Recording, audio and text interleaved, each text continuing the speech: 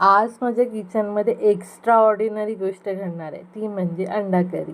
तर इथे मी घेतलं आहे कांदा, लसूण, आलं हे चांगलं परतून घेतलं आहे मी.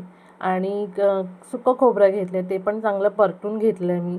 हे सगळं मिक्सरमध्ये मी घेतलं आहे. त्यामध्ये टोमॅटो आणि कोथिंबीर पण घेतली होती, ती दाखवली नाही आहे. हे सगळं मिक्सरला व्यवस्थित एकजीव करून वाटून घ्यायचं आहे.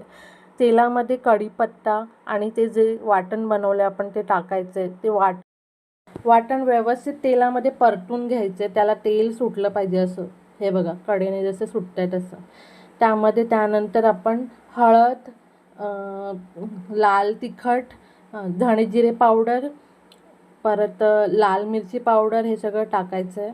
आणि गरम मसाला पण टाकला होता मी. त्यानंतर इथे पाणी टाकलं आहे मी. व्यवस्थित उकळी काढून घ्यायची. आणि इथे आता आपली आहे एंट्री, आपल्या हिरोची एंट्री. एग्स टाकायचे आहेत आपण ह्याच्यामध्ये. एग्सला व्यवस्थित स्पार्क ट्रीटमेंट द्यायची आपल्याला. इथे मी झाकण काढलं आणि इथे अंडा करी आपली रेडी आहे. सिंपल स्पायसी अशी अंडा करी तुम्ही